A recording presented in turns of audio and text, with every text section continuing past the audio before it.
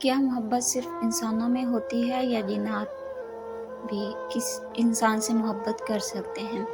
اور اگر کوئی جن کسی لڑکی سے محبت کر بیٹھے تو کیا وہ اسے کبھی چھوڑتا ہے؟ آج کی یہ کہانی صرف خوفناک نہیں بلکہ ایک ایسا راز ہے جس پر بہت کم لوگ یقین کرتے ہیں۔ پاکستان کے ایک چھوٹے سے گاؤں میں ایک لڑکی رہتی تھی جس کا نام عائشہ تھا۔ وہ بہت خاموش طبیعت کی لڑکی تھی، گھر والوں سے کم بات کرتی تھی، زیادہ تر اکیلے رہتی، مگر کسی کو نہیں پتا تھا کہ ہر رات اس کے ساتھ کچھ عجیب ہونے لگا تھا۔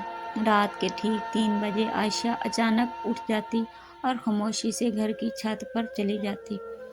شروع میں اس کی امی کو لگا شاید وہ نیند میں چلتی ہے، مگر پھر ایک رات اس کی امی کی آنکھ کھل گئی اور انہوں نے چھت سے کسی مرد کی آواز سنی۔ وہ فوراً اوپر گئی مگر چھت پر صرف عائشہ کھڑی تھی۔ وہ انسان کی طرف دیکھ کر آہستہ آہستہ مسکرا رہی تھی۔ اس کی امی نے ڈر کر پوچھا، بیٹا تم کس سے بات کر رہے ہو؟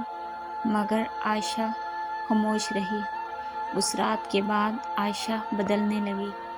وہ دن بھر تھکی رہتی، کسی سے بات نہیں کرتی اور ہر رات چھت پر جانے لگی۔ ایک دن اس کی چھوٹی بہن نے کہا، امی آپی رات کو کسی کے ساتھ ہنستی رہتی ہے۔ یہ سن کر گھر والوں کے ہوش اڑ گئے۔ پھر ایک رات اس کے ابو نے عائشہ کا پیچھا کرنے کا فیصلہ کیا۔ وہ خاموشی سے اس کے پیچھے چھت پر گئے اور جو انہوں نے دیکھا اس کے بعد وہ کئی دن تک بول نہیں سکے۔ چھت کے کونے میں ایک لمبا سیاہ سایہ کھڑا تھا۔ عائشہ اس کے سامنے بیٹھی آہستہ آہستہ باتیں کر رہی تھی اور سب سے خوفناک بات یہ تھی کہ وہ سایہ آہستہ آہستہ عائشہ کے قریب آ رہا تھا۔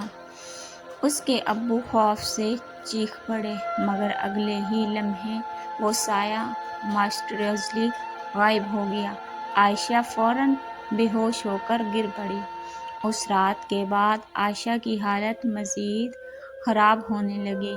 وہ اکثر اکیلے کسی سے باتیں کرتی اور کبھی کبھی رات کو زور زور سے روتی۔